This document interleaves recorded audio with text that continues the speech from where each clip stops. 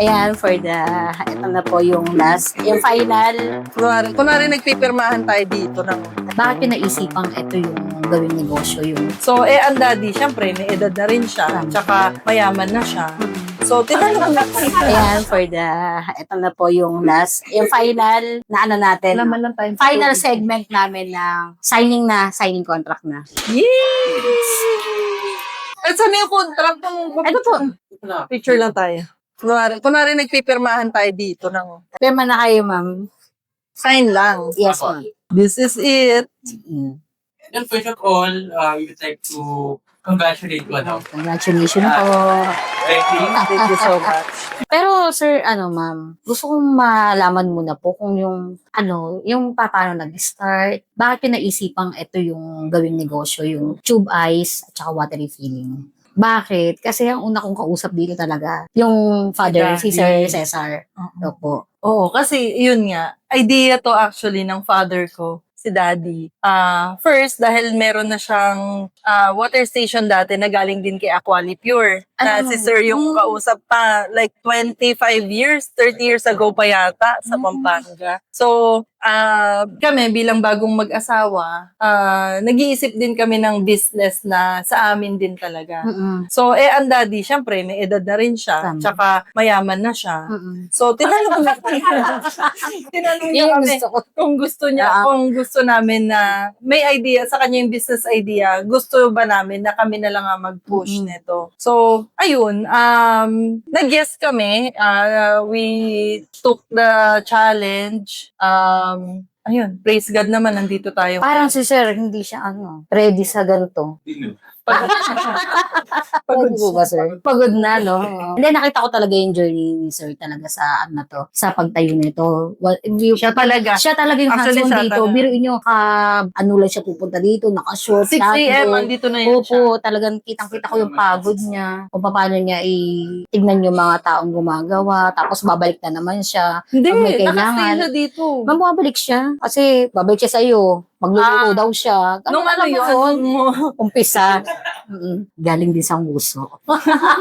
Before po, ma'am, ano ba yung business natin bago tong tube ice? Nag-try kami mag-franchise ng mga frozen, mga siomay, longganisa, from Bulacan. Okay naman po ba nung time na yun? Hindi. Hindi siya okay. Kaya nag-iba. Pero tingin niyo, ma'am, dito kasi di ba? Ilang months ng sir? Production niya?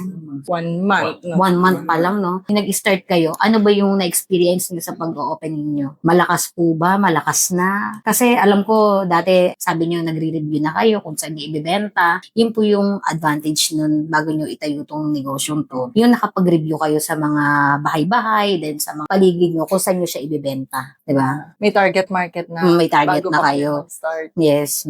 O, siya makakasagot niyan kasi siya talaga ang tutok dito. Yun, kumbaga, bago pa man maitayo yung business, kumbaga, dapat alam mo na yung magiging direction. Kung alam mo na paano gawin yung daan, alam mong nagbebenta ka ng service, sa madaling salita, parang yung service yung binebenta na. Tama Hindi po.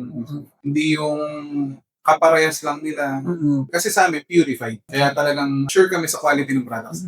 Hindi, tsaka isa pa, presentable pa tong product namin. Tsaka purified talaga siya. Yung kanila, gripo lang. Yun nga, ma'am. Bali, tanong ko dito. Kano po bentahan natin sa, binibenta natin tube bites? Siyempre, secret. Ay, Kung gusto nila mag-reseller, Ayan. pwede kayong tumawag.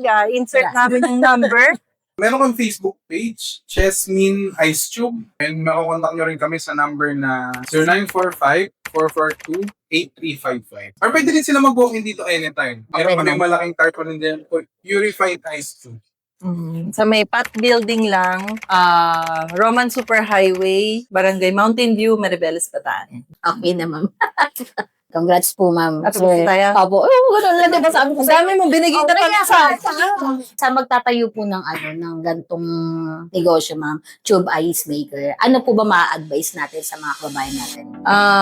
Well, siguro sa mga, ang advice namin is huwag kayong matakot na mag-risk. Talagang mahirap siya sa umpisa. Mabuti nga yun na lahat ng challenges nyo nasa umpisa. So, habang madali pa siyang tahiin, madali pa siyang remedyohan, alam mo yun, mas bandang gitna na kayo kung kailan mataas na ang business nyo, saka kayo magkakaganyan challenges. Although, syempre, hindi natin may iwasan yun. Pero, ayun nga, huwag kayong matakot mag-umpisa. Pag meron kayong gusto, talagang ipagdasal nyo, aralin nyo, at takasan talaga ang loob. With a proper team na susuporta sa inyo, katulad nga nitong Aqualipure, napakalaking bagay na trusted yung bibilhan nyo ng machines or yung kukuhanan nyo ng negosyo. Ayun, aralin nyo sila, you research, lahat naman ng informations online na. So, wag basta-basta lang kayo mag-release ng hard-earned money nyo sa company na hindi kayo sigurado.